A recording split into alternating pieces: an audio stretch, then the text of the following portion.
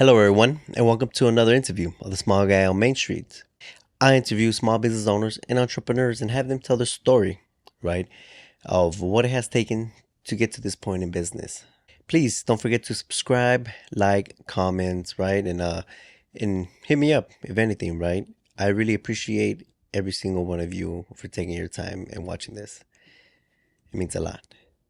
If you're a small business owner in the Los Angeles area for the moment, hit me up, right? Get in contact with me. Your story, without a doubt, is unique. Your story is one of a kind, and I believe that your story should be told, right? Hit me up. I'll put my contact info on the description. It's not yet clickable. YouTube hasn't let me yet, but still working on that. But I'm on Instagram, TikTok, Twitter, LinkedIn, email, whatever method you use, right? Whichever one you're most comfortable with, hit me up. Small guy on Main Street, right? Um, but yeah, let's get in contact, right? Let's make it happen. On this interview, my guest is Danny Fuentes, owner of Outer City Arts in East Los Angeles. He has a screen printing company, and he also does embroidering, right? As you see at the moment, right? He has multiple machines, big warehouse for sure. But his story is very unique. His story is very powerful. His story is tough, right? He grew up in a very tough situation, but one way or another, he had to make it through. He knew that it was on him and nobody else, right, to get himself out of that situation. And when he did, it gave him that much more resilience, that much more strength to get to this point, right? And as you hear the story, right, this story has has a humble beginning, right? And you'll see how he got to this big warehouse that he has now, right? And he's gonna tell you, right? And it's a very good story. So I hope you guys enjoy it. And by all means, don't forget to please share and like, right? But for now, enjoy the interview. Thank you. Well, thank you for tuning in to the Small Guy on Main Street podcast. So today we have Danny Fuentes, owner of Outer City Arts, and East Los Angeles, right? Yes. Yeah. Nice, the awesome part of Los Angeles. Now in East LA. Now in East Just LA. came from downtown LA. Ah, nice, nice. How was downtown? Dirty. Uh, it was congested. A lot of homelessness, trash. The perks of living in Los Angeles. So, Hmm. it's still around here, but a little bit more contained. Every Nice. area has its good and its bad, and Yeah, where I came from was just bad. yeah. So, No, well, I mean, how long were you there? I was there since probably around 2014. Um, I got into that building um, just after I quit my job from Phenomenex. You remember Mm, that company? okay. So I was a little bit further from that area in like the Chinatown area, which was a little bit better. It's just that that place wasn't ideal. It was just a box with no windows, no air conditioning. So Mm, it was time to make some adjustments. okay, okay, I see. So, That's good.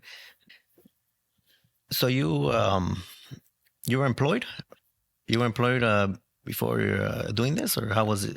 yeah, before this, before I became a business, I was employed, and I was just doing this as a hobby.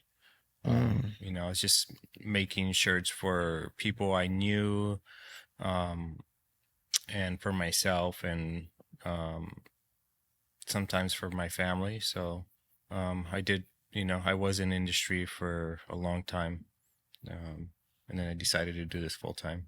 oh, Yeah. okay. So side hustle started as a side hustle, and weekends here and there occasionally. Um, it was a side hustle, but I did it every day. When I got off work, I went straight to, um, well, I started off as, a hobby doing it on the side of my dad's house, and then from there, um, I got a little spot, and every day I got off work, I went there and just started to teach myself how to print. Mm-hmm. Messed up a lot of stuff for sure, but that's how you learn. You learn from failure. The Right. only way to get better is make adjustments, but Right. you have to learn by making mistakes. Well, you got to try, right? Yeah, And in that, when you try, then you will fail, you will succeed, and you will learn either way, right? yeah, yep. Either way, but you have to want to get better. You can't just fail and then you know take it as a loss. You have to make sure that you want to do better and you want to create uh something that people are gonna like and want. Mm-hmm. So I get you. No, I agree. So, how you get in? How did you just come about and let me print some shirts and let me see what my family wants. no, it all started. So I used to be out on the streets, you know, graffiti. Mm, So I wasn't the greatest at graffiti art, hmm. but some people around me were. So it's like one of them was my younger brother Roman, and we were all there at my dad's, and we were like, we should put some of your designs on T-shirts. So I was like, all right. I was probably the Really, only one with the job and with some money, so I was like, let me invest. really. So I bought a little startup kit for maybe $150, and the equipment came in, and I was like, all right, this is real. We got to do it. I spent the money, and stuff came in. I was like, all right, now I need the designs. So I, would ask them to get me some stuff. And of course, like most people, they talk about it and they never, you know, fulfill their end. So everybody kind of just disappeared. I was like, all right, well, I got it. So let me just try to figure out my own uh, designs. So I try to come up with just basic clip art, and I would get that on the screen and then print stuff. And I was like, all right, it doesn't look too bad. So that's how it all stemmed from just a conversation with the people I hung out on the streets, Mhm. and my brother, and we were like, all right, let's try it. And that's how um, my passion for screen printing evolved from there. And let's say, is it sounds like this is something you love, and on the basis that it's artistic, right? Because you telling me that you grew up around art, right? And Yeah, yes, street art, street art. Yeah, right? It's art, and especially in LA. yep, I mean, it's everywhere. it is It's everywhere. everywhere. Yeah, it is everywhere, and it plays a big part of LA culture, Yeah, right? it does. Um, so is this does this seem like a job? Like, because it's still part artistic, and I mean, it might have changed from there, but I don't see it as a job for me. That's why my company is called Outer City Arts LA. Most screen printing companies, or screen printing is the first thing, you know, or right after their name, it's screen printing, such and hmm, such, whatever. hmm, But for me, it's more of an art form. It's kind of a lost art. Not everybody knows about screen printing. hmm. Somebody could be wearing a shirt, but they'll never know how it's made until they see it. So, um, you know, teaching people about it and showing people, it's most people are amazed by it. So for me, it's an art. I don't see it as a job. Um, it's just one of those things. If I seen it as a job, I think I would be miserable. I would be unhappy. Okay, well, okay, so maybe it hasn't gotten to that point, right? Because to every business owner, to every entrepreneur, right? I mean, day in, day out, it may just be the same thing, right? It may Yeah. just be consistently the same thing, dealing with the same issues, and then you start getting fed up, right? So, have you then put yourself limits to kind of control that? Because there's going to be a point that you might be overwhelmed or take up on too much, and then that's when you may get stressed out. No, well, usually on a daily basis, I'm overwhelmed. So it doesn't matter. But the most important part is that it's it's my stress. It's my overwhelming situations. If I was doing it for somebody else and making them all that money, then it's a different story. But since it's mine, I own it, and it still leaves me happy at the end of the day, no matter how much stress and loss and struggle I go through, because it's mine. So Right. No, but that that plays a big part. yeah, Now, okay, would you agree? Anything we do, I mean, if we work for somebody or yeah, we do our own thing, it's gonna be stressful, yep, right? I yeah, mean, there's not gonna be no easy ride, and at times it might get easier, but then overall, it's gonna be a stressful situation. So let's say, when did you say, I'm not gonna be a W-2 employee? Because you could work as hard as you want for them and get as stressed out, and they'll work you, like a donkey.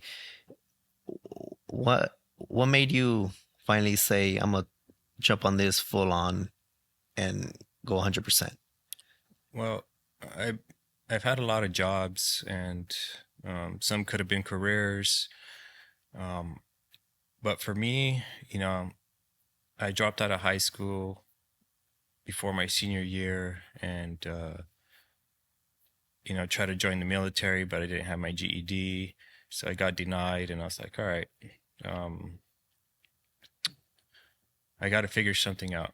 But through all that figuring out, I had, really, really tough life growing up. So I was like, I got to make a decision as I went through company on what I want to do with my life, because I'm getting older, and I'm struggling with drug addiction. I'm struggling with family problems. And I was like, all right, I got to figure something out. And when I got into screen printing, and I was working a full, you know, 8 to 12 hour shift, I had to make changes in my life. So as I started, you know, working on my personal life, and trying to figure out what I want to do, um, I was more in tuned on working for myself, because no matter how hard you work in industry, no matter how hard you work to get to a certain position, there's always going to be a wall.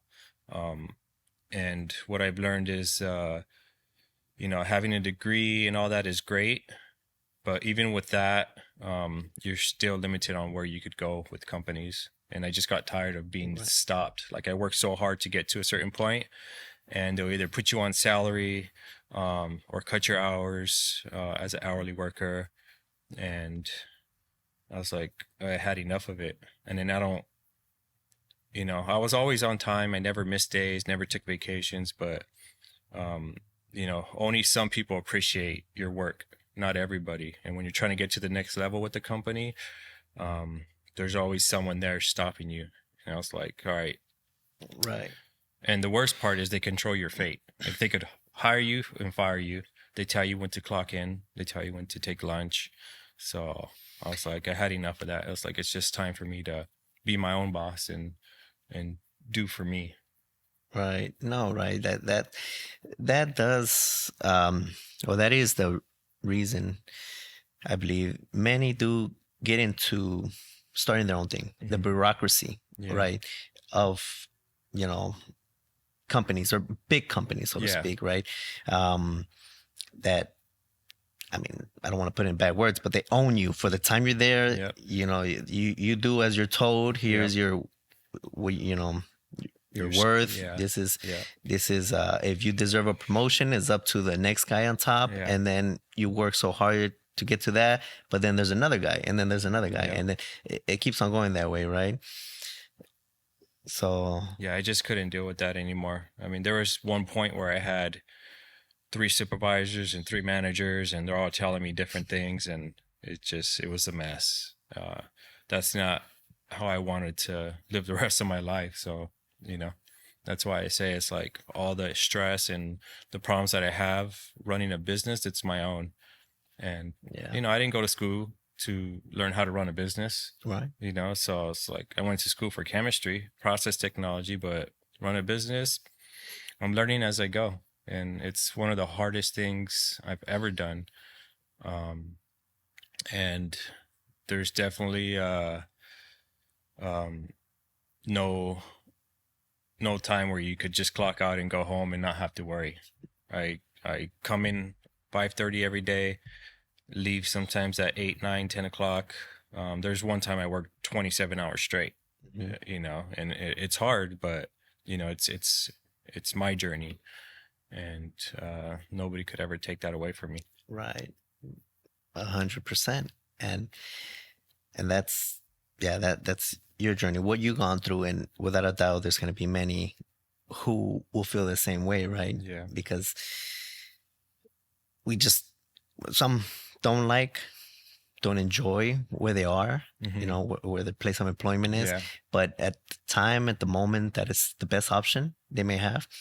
And we can only say, well, hopefully they start, you know, building their own blocks, Yeah. right? Yep. Because like you work 12 hours either for somebody, or you work 12 hours for yourself. Yeah. Now, when you work for yourself, right, I believe you agree, you take the own risk, but you take in the rewards, Yeah. right? Now, you, right now, for income or wealth, you have no capacity. I mean, the only capacity is what you put yourself, right? Yep. And in that sense, if you want to work 8 hours for your business, and it gives you the life that you want and it makes Hmm. you happy, Yeah. then by all means, right? Yep. Definitely. But if you want to exceed in anything, you're gonna have to put in more time, Oh yeah. or more dedication, or more Yep. sacrifices, and that may affect you one way or another, but eventually you will reap in the rewards, Oh yeah. right? Whatever your goal is, as ambitious as it Yeah. may be, right? Hmm. Now, on that, right now, are you where you want to be? Is this like currently like, okay, at this point in time, this is where I want to be? Like, is that part of was that part of your plan? No, I'm at a good spot right now, but it's not where I want to be. I still got a long way to go. Even though I've been screen printing for maybe going on 13 years, this is just the next step. Um, and it's the next biggest challenge for me because I went from the side of a house to a probably 300 square foot spot. Then I went to a 4,000 square foot spot, and now I'm the leaseholder of a 6,000 square foot facility. And I brought some people with me, Mhm. um, not because I need their help paying the rent, but because they're small businesses and they have the same mentality I do. And one of them, of course, is a little bit stronger than my company, but they're hard workers. They know where their next step is, and they keep continuing every day to build. Right. Um, but I definitely got a long road ahead of me. Uh, a lot more sleepless nights for sure. A lot more worry, struggle, stress, and it's uh, it's the next biggest test. So I'm looking forward to it. Maintaining 6,000 square foot is definitely not easy. So Okay, so now, is this how, let's say, you challenge yourself now? Because, and I'm saying that because as a human being, I believe we have to keep pushing boundaries, hmm. right? So is this a challenge you set forward to yourself, and you said, I'm gonna have to do this one way or another, and then you're gonna, again, you have another challenge in mind, that's gonna be in the future? Well, I mean, I've struggled most of my life, so I'm comfortable where I'm at, but I'm definitely not done growing. So um, I'm just gonna keep pushing forward um, until maybe I get a 12,000 square foot facility. Who knows? I may not want to grow that big, Hmm. um, but my decision for right now is I'm happy where I'm at, um, and I'm gonna pass this test and then on to the next chapter. So I'm only in this building for 3 years. My goal is to be ready to own a building by my third year. Hmm. So definitely uh, the challenge is not over, and next step is in the works. Yep. Yeah, no, but you have to be ambitious. You Yeah. have to challenge yourself, and you have to set goals and have a plan, right? Yeah. Yeah. Now you mentioned you occupy the space, right? I mean, you're the primary leaseholder, but you Yes. occupy the Hmm. space with other Yeah. sm Three other businesses, Hit and Run, who was the last leaseholder of the other building, where when I got into that, my business started to grow a little bit better, um, due to my hard work and dedication, and then working with other companies. Mhm. That's very important. Some people could do it on their own, but I think uh, just due to kind of like my background and where I came from, you know, everybody kind of needs guidance, I Mhm. think. So um, Hit and Run was one of the companies that I ended up working with, and we kind of helped each other grow and learn new things and help each other move to the next step. So Hit and Run is here now with you, right? Yes. And they, so to speak, they mentor you. They gave you guidance. They kind of helped you out in a sense. Well, not really mentor me, um, nor give me guidance, but when you're able to communicate with like-minded people, it gives you different perspectives on business and in life and problem solving. Um, but they did open up some doors for me. They're a traveling screen printing company, so I was able to work with them and travel across the U.S. and meet new people and see new things, eat good food, and it gave me a different perspective on life. So there's a lot more out in this world than just here. So I was able to meet people and see all the things that people need as far as t-shirts and hats and promo items. But you know, they definitely impacted uh, my journey, and I Hmm. feel I did the same for them as well. Right. So at that other spot, right in downtown LA, Hmm. was that your official first spot that you kind of had? No, I had a spot near Chinatown, by the historic park, that was called the Big Art Factory. So it was a huge warehouse with all these different small businesses in there. So that was my very first one. Um, but of course, it got shut down because there was only one way in and one way out. Mm. And the way out, there was somebody who was always welding metal.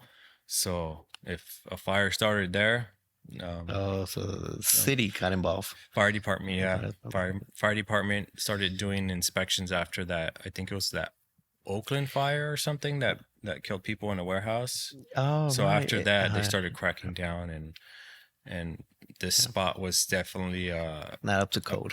not up to code and dangerous, and I didn't even realize it. So Well, it was a good thing they came down and shut them down. So um, that was the first spot, mhm. and it wasn't bad, but summer days, summer nights were with no windows and no AC and a heater that's pumping out like 400 degrees, was definitely not fun.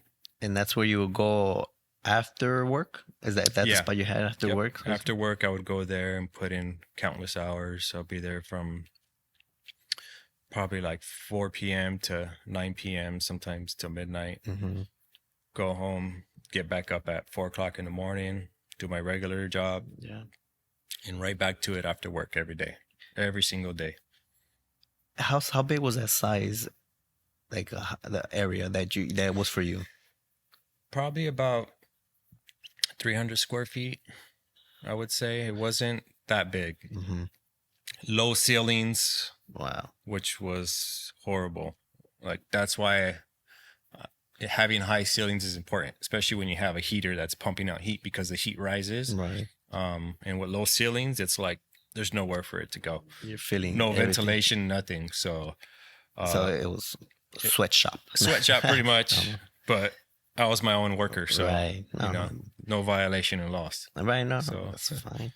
Um, how much was that spot? How much did you pay for 300, about 300 square I feet? was paying about 700 a month. 700 a month. Yeah, which was not bad. I mean, it was still a small space, and I had to wash my screens out in the bathroom, which was shared by everybody.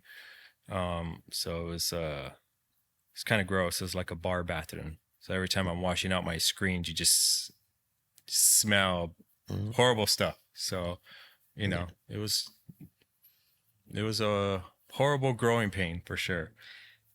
Yeah. And there, right.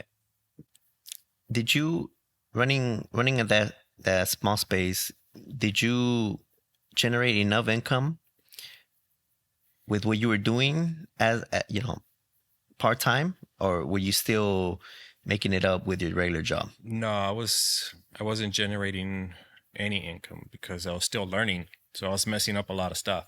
Oh, So I was having to replace pretty much everything I did. So definitely not generating income. But having my regular job kind of, you know, helped keep me afloat, keep me inside that space until, I got better. So that was definitely a spot where I made a majority of my mistakes to get better, to prepare myself for the next move. and were you capable of doing that at home, or was this the best solution, like just to you take it more serious? No, doing it at home was just, that's where I started doing it, on the side of my dad's house, washing out screens in the front, um, which was a challenge because you need a dark room. So the sun was your enemy. So I try to make screens at night, um, which was hard because you couldn't have no light either. So, you miss steps, you don't wash it out completely. But the other thing was having my equipment outside, with nothing to cover overhead. And he lives on a hillside, so there's squirrels, raccoons, cats. So every time I would come out and look at my stuff, either the squirrels chewed away the wooden frames, or the cats scratched on your screens, or peed on them, or whatever. But spider webs inside your equipment. So it was one of those things where I had to get a more secure environment. That sounds expensive to learn, Yeah, it right? is very Right, expensive. that because you say you were, compensating, or you were making up from your day job, Yeah. right? So from your day job, you had your own expenses, your personal expenses and all Hmm. that, but you also had to make up for all that loss Yeah. of material and then the lease for the area. Yeah. How long did that go on? How long until you start to get better control, and then you started to, get the production you wanted? I think it was probably maybe a year and a half, um, before I started getting control of my processes and learning from my mistakes. Um, but even then, it's still, even though I kind of got better, you still have to make that investment, and doing small jobs, you don't make that much money. But yeah, I think it was about a year and a half until I started kind of leveling out, and figuring out a plan for what I need to do to make sure that I don't have these mistakes. And supplies and using all the right stuff is important. There's a lot of stuff I was using that wasn't efficient, so I had to learn. So YouTube, or um, when I pick up supplies, I would ask them because they're more experienced, and taking that little knowledge as I went along kind of helped. Okay. So that's, I mean, from the start, 300 square feet to this. Yeah, that's It's okay.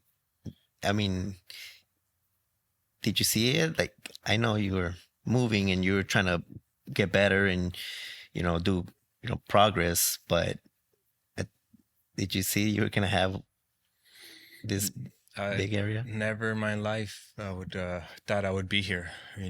Um, I got a lot of support from my dad, who you know I remember one time I was going through some stuff, and uh, it was just one of those moments where he told me, it's like, and I was already at a point where I had that smaller space, and he just instilled in my head, like, when I was having one of my mental breakdowns, that you started something, and you never would have thought you got into this point, but you did. So you got to keep working hard, and pushing yourself to get to the next level, and that's what kind of helps me keep pushing harder, and setting bigger goals, because of that one moment in time where he actually believed in something I was doing. And that's probably the only thing, because I had a rough life. A lot of people would never know it, but I started using drugs at the age of 15. He lost his home. We all had to separate. Unfortunately, his family, his brothers and all that, wouldn't let us all go to live with them temporarily. So I ended up staying in a house across the street that somebody owned, but it was empty. So at the age of 15, I was left there. Um, and they would bring me food and stuff, and I was actually working for my neighbor, cleaning up after their dogs and yard work, just to make some kind of income. Um, but at that point is where my life went downhill, because um, being in a home by yourself without your family was definitely scary, especially going to sleep at night. You know, I was still a kid, teenager, but still a kid. And the neighbor across the street was a drug dealer, so sometimes I would help him wash cars. And one day I went into his house, and he had this. It looked like wax to me, so I was touching it. My curiosity. I was touching it. I was smelling it. I was like, "What is this?"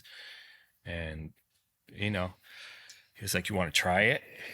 I was like, you know, You're curious. yeah, I was curious. I was like, "Well, what does it do?" Yeah. What is it for? You know, he was like, "Well, just try it, and see if you like it." So, I didn't know it was crack. Hmm. I didn't know it was cocaine or whatever. So he gave me some to try, and he told me how to do it. He's like, "You could snort it or you could smoke it." So I snorted it, and then from there on, for the past probably couple months, I was just buying more and more from him, because Hmm. when I did it at nighttime, it took away my fear. It didn't make me scared, because I was scared to be in that house alone. And I would just uh, do it every day. And then from there, I became an addict. And then from there, I started weed, I started meth, I started LSD, I started using whatever drugs I could get, and it took probably 10 to 12 years of my life. So, and through all that, though, I still had jobs. I struggled, I got fired. But through all my jobs, I was just a drug addict. Having my first son at 18, I was a drug addict. I wasn't a parent, I was just an addict. And I still tried, though. Through all that, I still tried to maintain, my course in life. But Um, it wasn't easy, uh, and I think it was like my mid 20s, maybe late 20s. I just looked in the mirror one day and I was like, I gotta stop. I gotta figure it out because I was feeling sick every day. I didn't look uh like me. I mean, I'm slim now, but imagine seeing me back then. Like, I would hear it from people like, "Wow, you're skinny. You don't look good." Yeah, unhealthy. Yeah, so that was one of the biggest journeys in my life that was definitely hard, and I'm grateful to be here now telling this story because there's a lot of people that I hung around with. Some recently passed overdose. Some are on the streets still trying to figure out life at this age, and it's just scary, knowing that that could have been me, through all my struggle, through all my addictions, and to be here now in this place is like a honor to myself and to those who believed in me. So it was quite a journey. Um, and being in that home by myself, I could say I was homeless, even though I had a roof over my head, but being separated from my family was the toughest.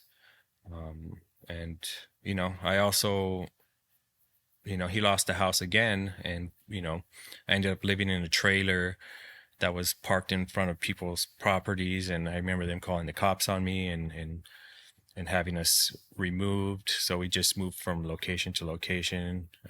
Ended up in an abandoned body shop in South Central, living around rats and no electricity, no water. All we had was like a like kind of an outhouse thing, and I remember taking like bird baths with the water hose, just to stay somewhat clean, but not having food every day and not seeing my family, it wears you down. So I know what it's like to be homeless, wandering the streets late at night, uh, and you know, it's a life lesson that I try to teach everybody. Um, there's always a way out, um, but you have to really want it for yourself, and I wanted it. So I just continued to work hard at the things that I felt I had a passion for, and it was screen printing. It was chemistry, which I really enjoyed doing. I did a lot of different jobs. There's some projects that I've worked on that are in space. I worked for a company called Baxter where I made medicine out of human plasma. So I had some really good careers that also inspired me. Uh, with science, for me, everything is science. Screen printing is science because there's chemicals. It's a process. And the first rule of the scientific method is observation, and I'm good at observing. So um, definitely, definitely had a long road, and I'm proud to be where I'm at now.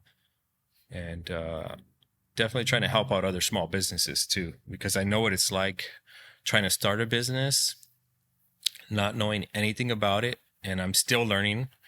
And having support from other screen printers and other people who want to grow and do something with it is very important. So I definitely enjoy teaching and learning, and it's just never ending. But it's been an amazing journey, and still going. That's a wonderful story. Yeah, That's amazing how you could get out of that because, like you said, there is people out there that it's on their own will yeah, if they choose to be there or not, and some may lose control, yeah, right? definitely. And and for you to fight that, fight those demons Yeah. early on in your teens, right? Yeah. That's tough. That's really tough.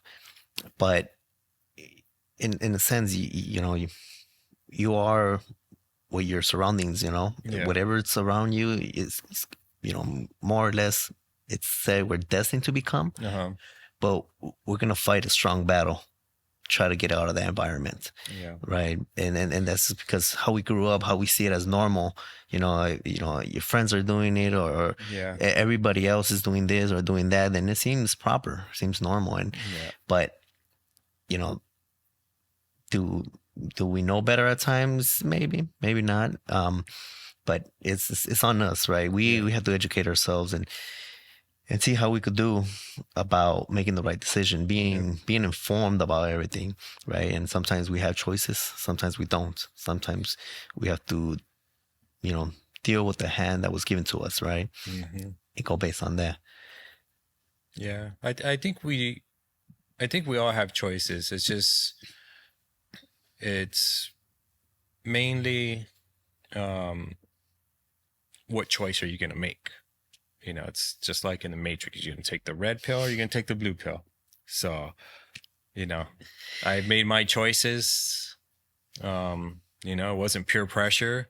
It was more curiosity. I was like, all right, I didn't know what it was. I took it, Hmm. took the red pill, and it changed the course of my life forever. But it all has to do with a decision that my dad made to leave me there. Um, I always think at night, what if he never left me there? Where would I be now? I think that till this day, like where would have my life be if I would have never got addicted at the age of 15, where my mind was still like growing and preparing for life. Like that one moment in time changed the course of my life. And I always wondered where I would be now if he made that decision to take me with him. And he Yeah. was struggling too. I came from a family of, you know, drug abuse. My dad, my mom. My mom left me as a kid because she was having her own struggle with drug addiction. So, it's just the hand that was dealt. Yeah. It's not. It wasn't easy for them. It wasn't easy for me. Um, but both my parents are doing well. So, and now my son is struggling with it, and I hope he gets out of it. Um, all I could do is just remind him and share my stories and just hope that he changes. You can never force anybody. Right. I think it just makes the situation worse. Right. All you could do is just share your stories and hope it opens up a door for them to be like, all right, it's possible. Yeah, It's and possible. and ongoing support. I Yeah. mean, it's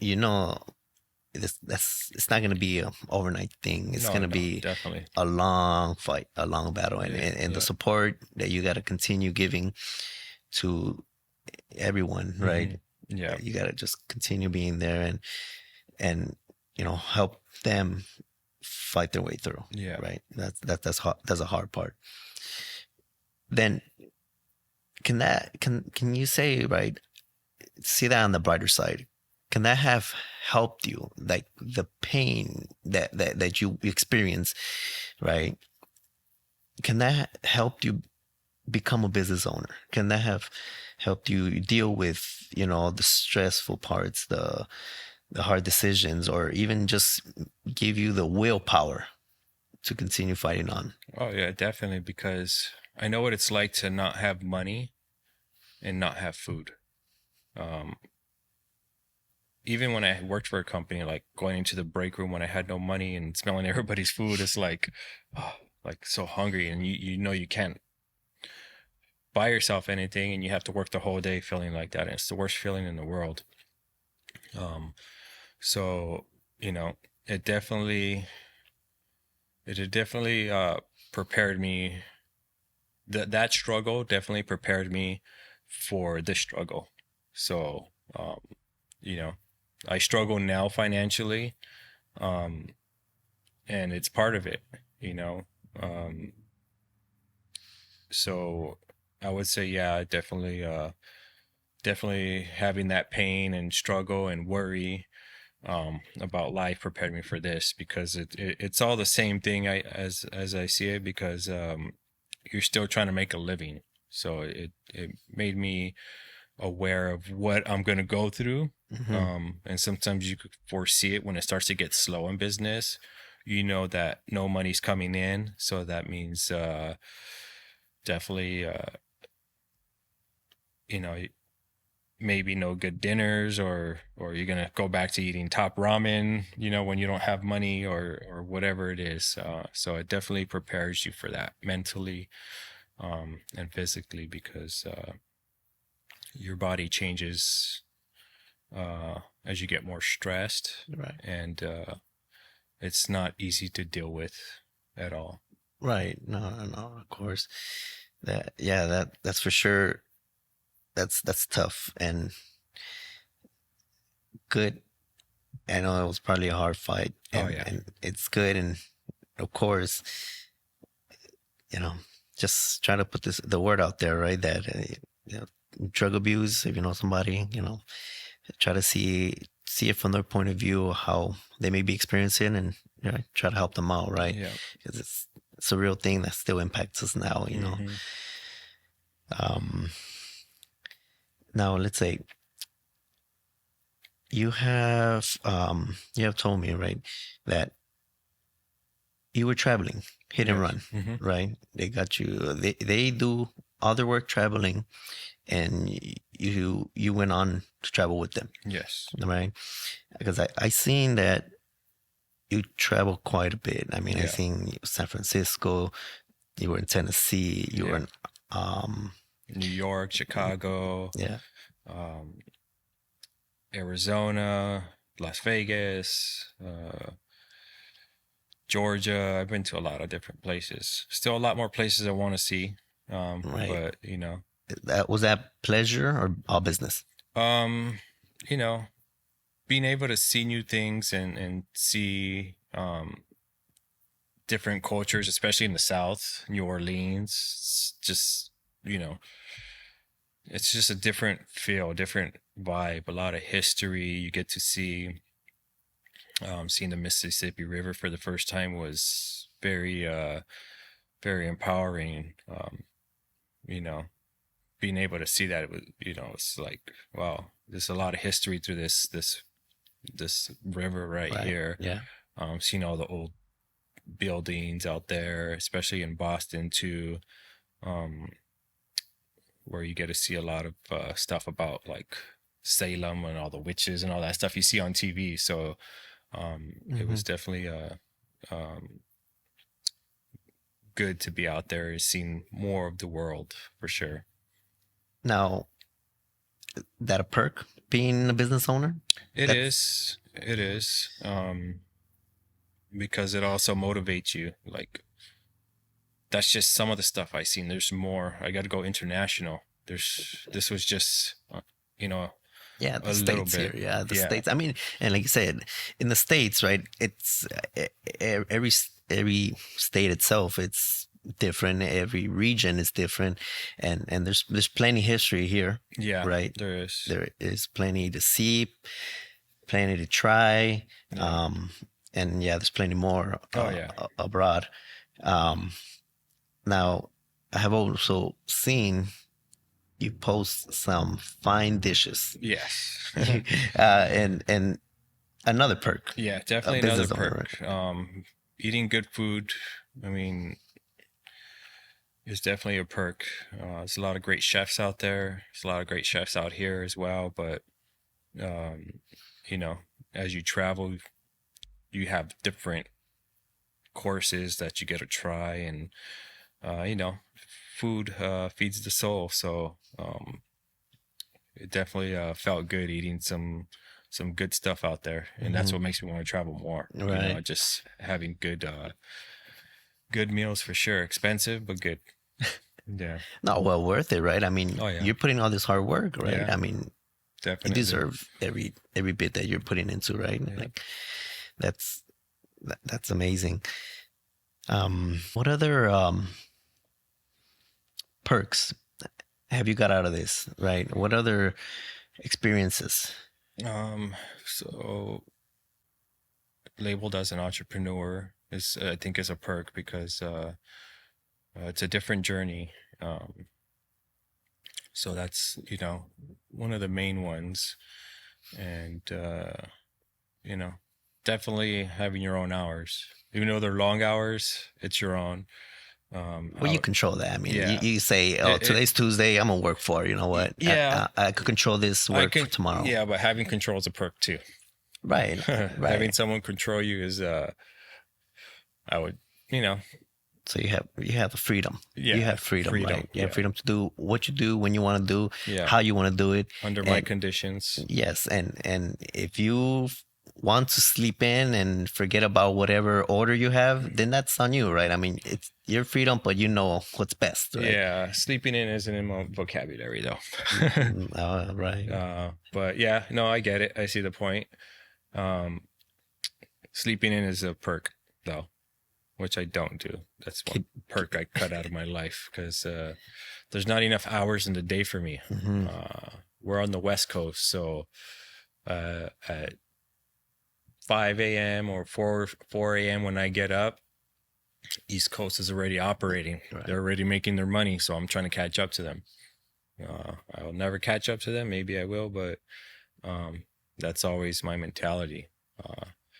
On the other side of the U.S., they're already operating, making their money, planning life, going about their day. So um, that's why I get up early. I love the mornings. It's fresh. Hmm. Um, sometimes you get to see the sunrise, and I like to be in my shop early, preparing and figuring out my day, preparing for um, obstacles, which is an everyday thing, but uh, you know, the perk of controlling your time is definitely a good one. Um, and then being able to make stuff for yourself is definitely a perk. Screen print any design I want. I mean, I haven't bought a shirt from a company or from a department store since I've been doing this. Like I see something I want, I could make it myself, and it's a good perk. So definitely a few out there for people to kind of dwell on. Now, I had the pleasure. Danny took me up to the roof of his warehouse here, and it's a good view. Yeah, It's a very good view, and you see downtown LA. yeah, Like it's honestly a good view of East Los Angeles yeah, here. Do you go there often? Do you go see that view? yeah. I do. It's refreshing. It's like a painting. Hmm. So it's art to me. Just that view. You could just sit back and just. Sometimes I think about what's going on out there over there, and um, you know, I kind of reminisce on when I was in downtown. I mean, I've only been here since June. I think since June, preparing this place. So um, I definitely enjoy the view, and then the homes that are on the other side of the freeway. Yeah. You could. There's a lot going on around us right now as we speak. So a lot of good, a lot of bad. But that is a great view. I had the same view from my other building too. Did you? Yeah. Yeah. Just a little bit, everything looks bigger. Well, So yeah. the buildings are closer, but I definitely had that view. Definitely posted some videos. But you get to see the mountains from here, right? Yeah, you could see the mountains from here. You could see the snow caps up there right now. Yeah. But yeah, it's definitely definitely a perk too, having that view from there. So Tell me, what routines do you have? Like, do you have a set program? Some people wake up and, you know, have their 20-minute stretch? They wake up, read their coffee, read paper, or catch up on emails or whatever? What routine do you normally or do you always have? Definitely. I love coffee. So first thing, after getting up, I've been starting to drink a glass of water. When I'm on my way here, we stop and get some coffee because I just, you know, I'm addicted to coffee. And it's good. It helps. It does, even though they say it's bad for you. You know, Yeah. I only drink 1 cup a day though. That's it. One small cup. That's it. That's In the all I need. morning, and that's it. No Yeah. afternoon coffee. No, I will No, not. I that's mean, I already tough. have trouble sleeping. So if I drink that second cup at 9 or noon, forget it. I'm going to be up all night staring at the ceiling, thinking. Well, Uh, so that's the first thing I do. And one thing I've been trying to do is eat healthier because health is important. With all the stress and worry and all the standing all day, it wears you down. So I definitely made a change, um, and I try to jump rope 100 times a day in the morning. okay. And I do stretch though, because I've been doing Brazilian Jiu Jitsu for the past 5.5 months, and I learned that I'm getting old, and Yeah, the body's not the same, huh? I definitely signing up for something at this age is a really big challenge, but it's definitely an outlet, and it made me realize that I need to take better care of myself. So, uh, coffee, jump rope, uh, stretching, and then from there I start planning out my day. Start doing artwork or making tech packs, doing invoicing. I try to do a lot before 7:30. So it's a small window for those routines, but I do it. So by 7:30, you're at your shop working and starting to get everything together, ready for production. Yeah, well, I'm here around 5:15, 5:30. Oh, so okay, all Yeah, that prepping is still all here. that prepping here. Yeah, I do it here. Okay.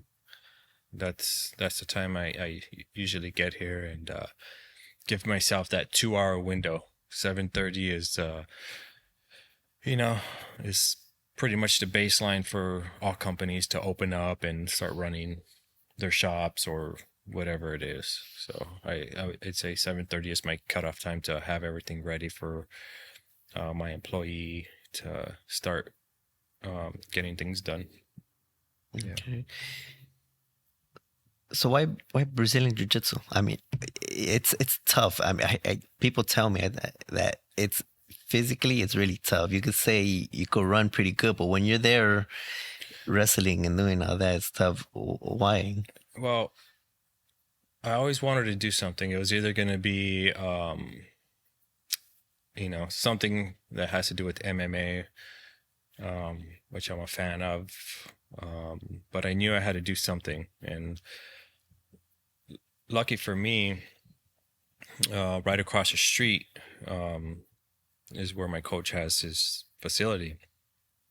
And one day they had this 323 market, and one of my employees or past employees went over there to check it out, and he came back with some really good brisket.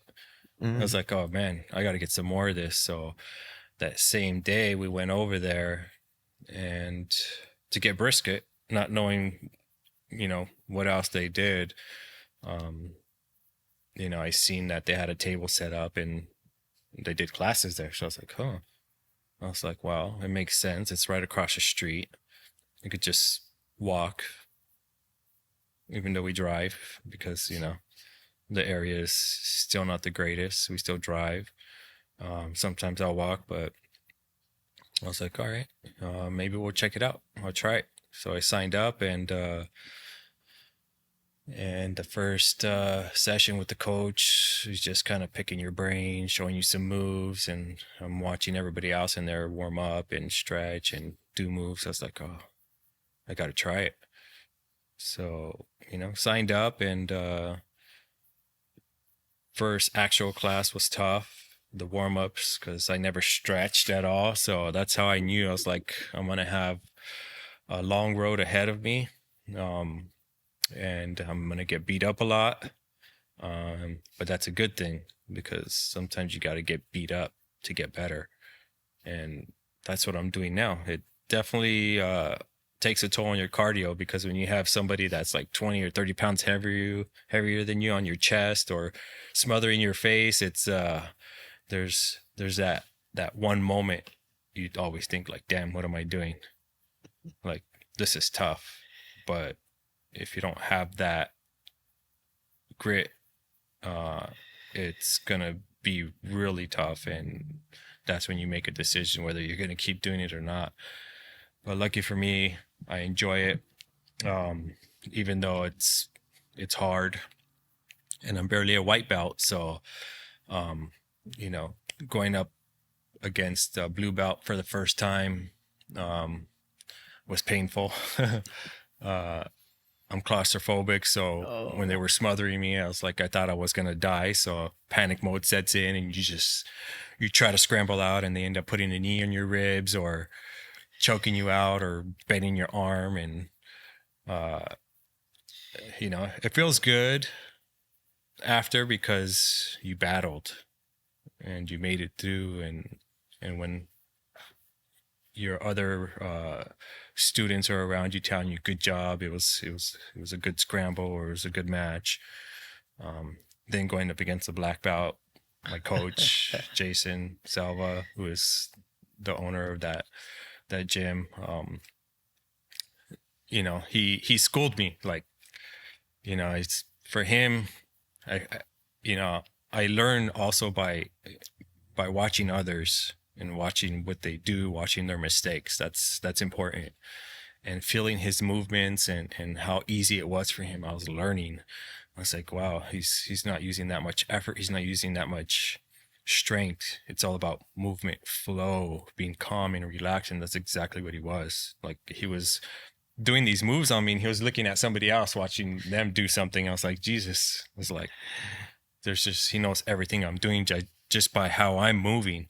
He counter reacts. So going up against him and then another blue belt, uh, it's it's definitely a challenge, but it's a challenge I'm willing to take, and it's it's something I recommend you do, and getting family into it because it's a game changer, and it's mainly for self-defense. We live in a world where things are happening on a daily basis. Yeah. If somebody comes after you, they're teaching us how to defend against somebody pulling a knife, for sure, which is good.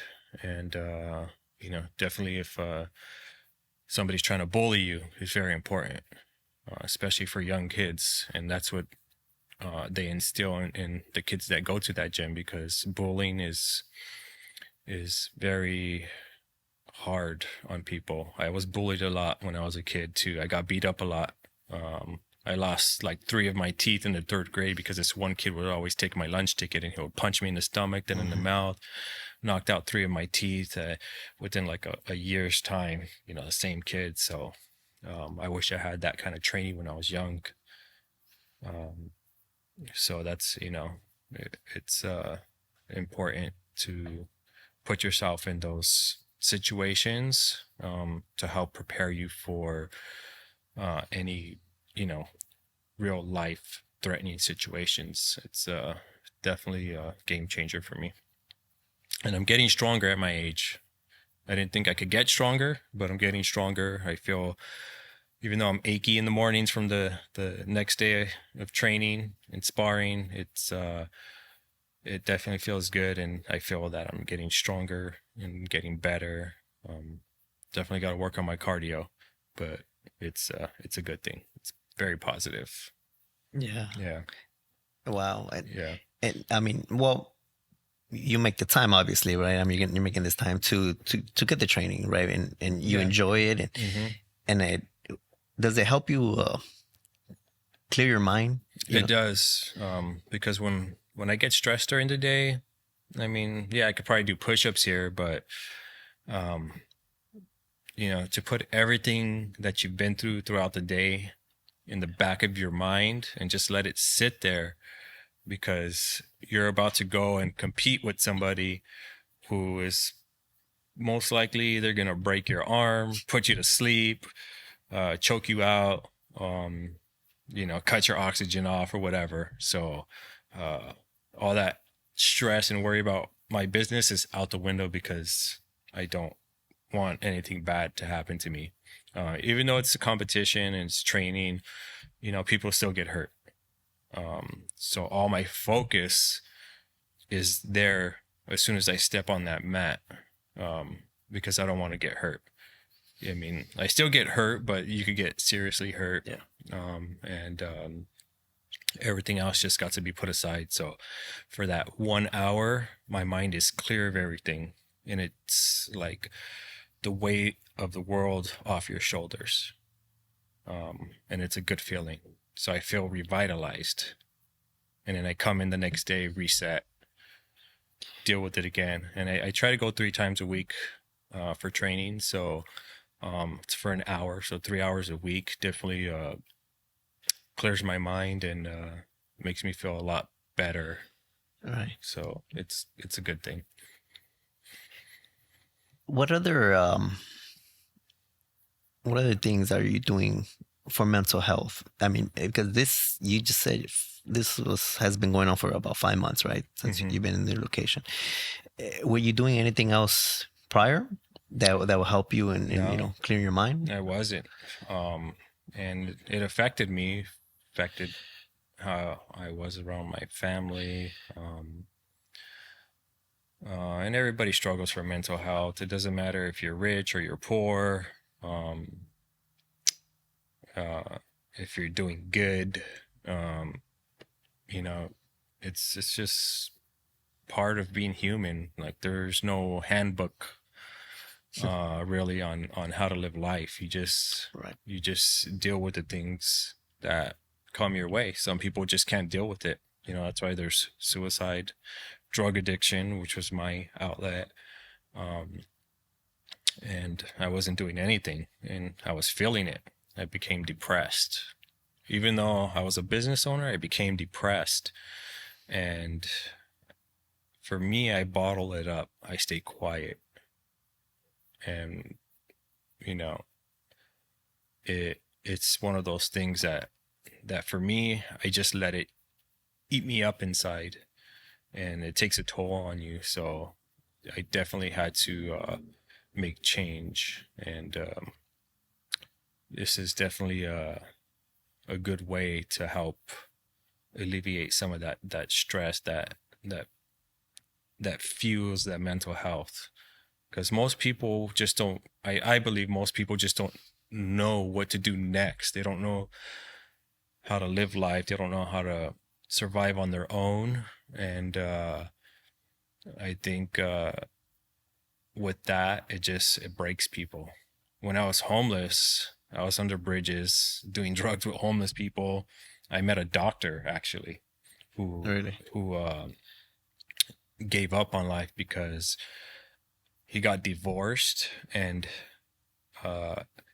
he was saying that his wife took everything, took the house, took the kids, took the dog, and he didn't know how to deal with it, and he just gave up on life. And just it's easier for him to live under a bridge and than it is to start over. And that's where he was. I've met veterans who struggle from some of the things they've seen out there overseas, and for them it's like having nightmares, and PTSD is something that a lot of people don't want to deal with. They don't want to try to help others, and for them it was just easier just to stay out and kind of live their own way without having anybody control them. So it definitely helped push me to become better, to try to communicate better, to speak my mind. It definitely gives you confidence in yourself, to communicate with people when something's uh, going wrong. Um, I'm not saying somebody does something wrong, I'm just gonna get mad and armbar them. I'm just gonna, you know, with confidence, I'm gonna just explain to them what the situation is, what went wrong, um, and it's just giving you that level of confidence to respect the other person. And that's how it is when you're on the mat. You got to respect that person when you're on the mat, because you're both putting yourselves in the line of being injured. And if you get injured there, it's going to affect everything on the outside. So um, it's it's definitely something I would recommend to people. If not that, then bike riding or hiking or doing something that you're going to have a passion for, to try to get you away from that mental health state of mind. Yeah, yeah, I agree. Yeah, many people do take up on the gym, right? They hit the gym Yeah. and they let it all out, right? Yeah. Frustration, their pain and stress, right? They input all that energy, right? And try to convert it to something good, right? Hmm. Um, also, I, it was, I think after the 2008 recession, have you seen it? There's businesses that was created that, I mean, you get to destroy things, Yeah. right? Let out Yep. the I frustration. seen that. You could get a whole car and here go a sledgehammer or bat, or you break dishes Yep. or whatever, right? I mean, that all plays a part into to mental health, right? To release anger or whatever is there, Yeah. kept into your mind. Yeah. But that plays a big role. So then there's a your jujitsu training or other training, it's gonna go on, right? You see this as a very positive thing for Oh yeah. yourself. Yep. I mean, I want to compete one day, so maybe after my first year, uh, once I get more familiar with the moves, and it's taking me a little bit longer to kind of remember the moves, because it's all about like rhythm. They sometimes they describe it as like dancing, and you gotta go with the flow. Mhm. So I was never a dancer or anything like that. So um, I gotta find that rhythm for myself. And it's gonna take a little bit longer, but I'm willing to take that journey to get better. Yeah. In this journey, right? In this journey you have placed yourself in, Yeah. right? It's it's always gonna be challenging. Hmm. You know this. Like you've been doing this for several years, Yeah. right? Over a decade. And would you stop challenging yourself? I mean, I know you told me your plan, but when do you think? No, I don't think I ever would, because I think at that point in life it's just gonna get really boring. I don't want to be home just sitting on the couch watching TV. I mean, I like watching movies and stuff, but I just we only live one life, we Right. gotta make a we got to make it fun for ourselves. We got to make it challenging. We got to make sure, to enjoy it. You know, I'm not a religious person. I don't really know where we go after we die, but all I know is that I'm here now, and I'm 42, and I could have another 30 years. I could have another 10 years. I could have a month. I mean, I could Right. die today. Right. I just don't know. So uh, I'm always going to push till I can't push no more. Um, and I think that's should be everybody's mentality. I think, you know, if if I had to say, uh, you know, between a heaven and hell, if I was religious, I would say that this would be our heaven, and then hell would be our death. So, you know, Interesting. I'm happy where I'm at now. Um, and I just got to make the best of it. I got people that depend on me. I I got employees that have families that they need to provide for, which is, an honor to have them work for me so they could provide for their families. Um, and I'm just gonna keep going until I can't no more. And bottom line, I'll take any challenge, that comes my way, and just do it. Maybe one day I'll move to the mountains and try to live off the land. Who knows? That's going to be a challenge on its own. I never hunted. I don't even like killing spiders. It's like I got to go out there and kill a deer to survive. Maybe I'll do it. Live without electricity, live without Right. running water, plumbing. That's a whole challenge on its own. It takes a certain mindset. And we'll see where life takes me. I mean, I have goals. One of my goals is to retire by the time I'm 50. So maybe when I'm 50, I'll go move to the Smoky Mountains maybe and try to live off the land. We'll see where time takes me. Yeah. Well, you have visited several places. I think you could develop a good image of like, Oh, you yeah. know what? I like that over here. Yeah, where it's quiet. You're surrounded by just trees and just fresh air. All you hear is cicadas, or you hear birds chirping. It's definitely peaceful. Yeah. Nature is dangerous, but it's, there's just that peaceful moment when you're out there. Walking around countrysides at nighttime, seeing these little sparks in the air. You're like, what is that? And as you get closer, you realize they're fireflies. Stuff I would see in the movies that I would never thought I would see in real life, and it's captivating. It's definitely a life moment. So it's amazing. That's good. So we're gonna wrap this up. Okay. If anybody wants to get in contact with you, where can you be? Where can they best reach you at? They could find me on Instagram, Outer City Arts LA. That's probably the easiest way now that we live in a world with social media is everything. So Instagram, they could go on there, see some of my work, see some pictures of the good food that I eat. Definitely see some pictures of the places I've been. But yeah, definitely there, or they could email me at Outer City Arts. And outer is with 2 T's. Some people will be like, that's not spelled right. Yeah, but I'm a business owner. I could do whatever I want. Right. So I want a double T. And it doesn't make no difference. But Outer City Arts at Gmail is how they could contact me. And, and if anybody is an artist or a business that just wants to put their visions to life, I could definitely help them with that. And if it's one thing everybody needs in life is a t-shirt. So clothes on their back, huh? Clothes on their back, pretty much, yeah. And I'll print on anything. So it's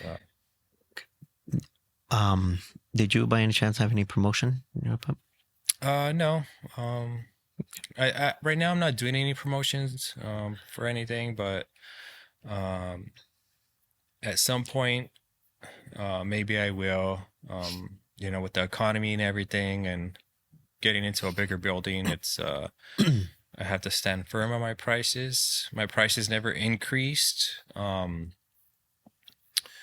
With supplies going up and everything, I knew it's going to be hard on everybody.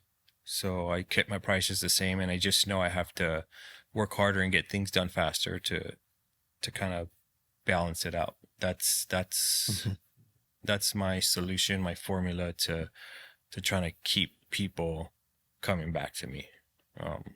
So maybe one day, we'll see. Good prices, good quality. Good prices, good quality. Again, it's an art form for me, so I have more of a passion for it, and I pay attention to detail. And definitely having that science background, I pay attention to detail very well.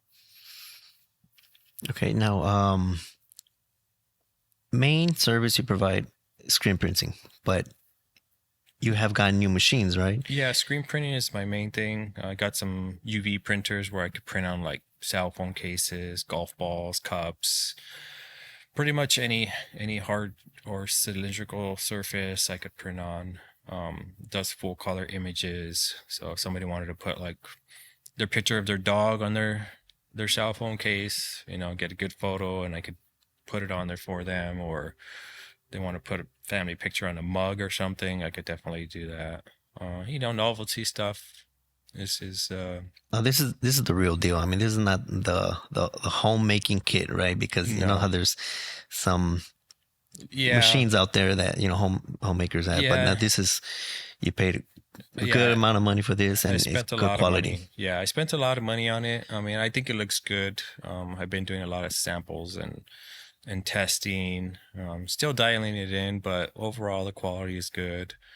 Um, Stuff doesn't scratch off. I'm going to be doing wash tests soon for cups. When you put them in the Dishwasher. dishwasher or you wash them by hand, make sure that the soaps or anything they use, the scrubbers don't affect it. So definitely testing everything uh, for the real world to make sure when it's in their hands, it's something that lasts them. Some things don't last forever. No, It's part of the process, but you know, not everybody keeps everything forever. no, but So there is wear and tear. Obviously, yeah, you use it consistently every single day, it's gonna wear out. I mean, yeah, yeah, it's just part of it, right? yeah. Okay, so let's do this. It's gonna do a quick little lightning round of questions, Okay. all right?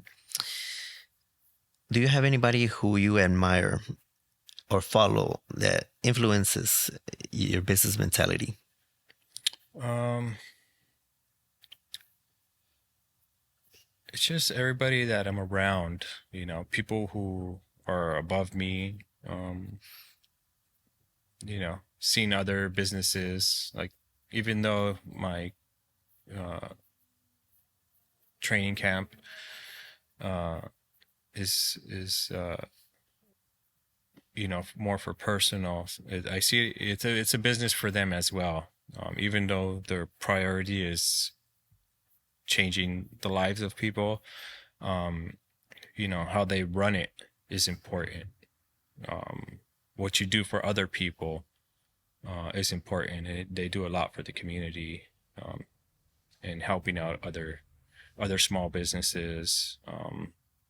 So I see that uh, as something to look up on upon. So um, and just the work ethics of other people, especially my dad. No matter how much he struggled, he always worked through his hard times in life, whether it was drug addiction or not having money. It's he kept going, and that's the same drive I have. So it's just watching everybody who's doing what they need to do, no matter how much they struggle, is definitely admirable. Right, keep pushing forward Yeah. regardless, right? You Yep. got to make the Yeah. fight towards, you know, progress and getting out of it and getting ahead. Yep. What one thing that you have benefited from social media? Um, Not really much, actually. I mean, I grew up without a computer. I remember when the first cell phone came out, it was like a brick. I always wanted a pager when I was in high school. I got a pager. Nobody paged me. You had a chirp? I had a chirp. Yeah, I had a chirp. But I really don't benefit off of it. I think it could be toxic in ways. But you see a lot of weird stuff on social media. Okay, I asked that question to see if you see a bright side of it because many are glued. The phone is glued to their hand, right? Yeah. And there's a lot of content, a lot of good information, a lot of you know not necessarily good information, right? Yeah. So that's what I'm trying to see if you have found something on it. But I'm just trying No, to get. I'm not really benefiting off of it. I mean, it's just a way for people that are not around me to see my stuff, but I don't have that many followers. I'm still learning social media, hashtagging and Mhm. using certain keywords, but I don't I don't think I ever got a client off of that. Wow. So everything's just been word of mouth. You know, That's really good. yeah, no advertisement, nothing. That's I've good. never spent. I probably spent $200 on Google once, and just got scammers. That was it. I was like, all right, I'm over it. I just continue to work hard, make sure I put out quality work, and hopefully people talk about me, and that's just been the case. That's how I evolved. Any books, articles, or even quotes that you have recently came by you like to share? Um, I really don't read books. I'm a picture person, but as I jot through stuff, um, there's one quote uh, that Kobe Bryant said, and it's this: hard work always outweighs talent. And I stick with that because I'm not the best printer out there. Some people say I'm the best, but I'm not. I still got a long road ahead of me. Um, but it's been the hard work and dedication that has gotten me to this point. And I am good at what I do. I make mistakes still with the process, but I continue to work hard to get better. So hard work always outweighs talent. Um, and that's something that uh, stuck with me. That drives you. Yeah, that drives me because I am a hard worker. No matter how much stress or depression I go through, I always work hard, um, because trying to be better than the next person is gonna get you nowhere. Um, Mhm. and keeping steady uh, that steady determination is what's gonna keep me going and getting to my next goal. Can you define wealth? Wealth, I can't because I don't know what it's like to be wealthy, but I would say for me, wealth is just having the right people around you. Um, I've been around a lot of negative people. I've been around a lot of people who just take advantage of your situation. Been around, you know, people who are lost and depressed and confused, and it sometimes just sucks you in. The more you're around it, Yeah. the more you become it. So, you know, being around people who work hard, who want what you want, I think is my wealth. That's more valuable than anything. Yeah. Because money comes, money goes. You could have $1 billion one day, and it'll be gone the next day. The world's changing, and they might be scanning your wrists in the supermarkets pretty soon. So Yeah, technology is evolving. yeah, it's a scary thing. I mean, who knows where? I mean, we'll probably be living on Mars in the next 50 years. Who knows? Or we might be meeting people from other planets. We don't know. So Yeah. only time would tell. Which do you choose? Coffee or tequila? Coffee. Yeah. Coffee is makes me feel good. Tequila doesn't make me feel good. I'll have it occasionally in a cocktail, Yeah. but I don't like anything that disrupts my thought process. I've had a lot of bad experiences with, Right. where I can't make the right decisions.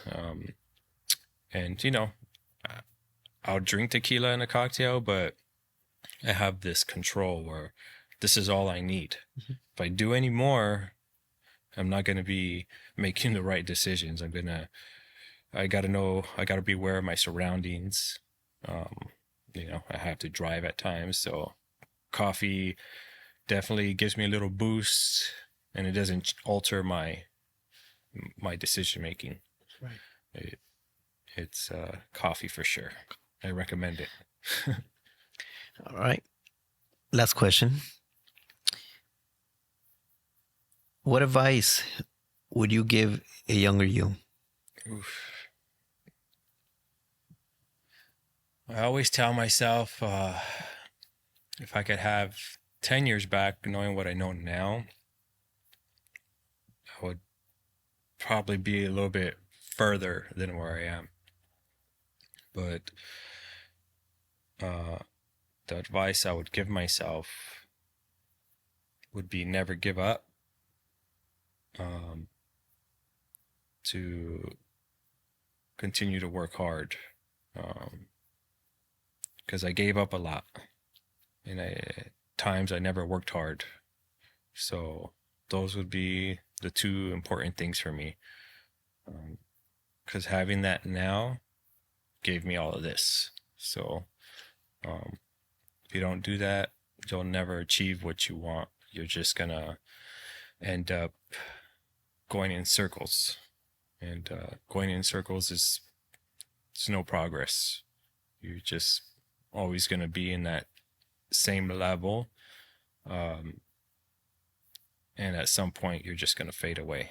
I've been around a lot of people who've just gone in circles, and time is passing. So at some point you're going to end up in a dead end and with nothing, and that's what I don't want. I have 2 boys and I have 4 grandkids, so definitely the future for my grandkids is most important, because my kids are already over 18, so they have to figure out their journey. But for my grandkids, my granddaughters and grandsons, I definitely hope one of them takes over my business when I decide to retire in the next 10 years. So we'll see. I want to thank you. Thank you very much for expressing your story. And it was great. Yeah. Once again, everybody, this is Danny Fuentes, Outer City Arts over here in East Los Angeles. Like he said, best way to contact him would be Instagram,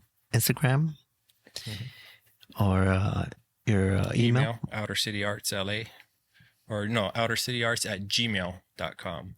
Double T on the outer. Yes, very important. Because I made the mistake to put 1 T and he never got my email. You're one of many. Yeah. And people are like, I mailed you last month. I was like, oh, what's the spelling on it?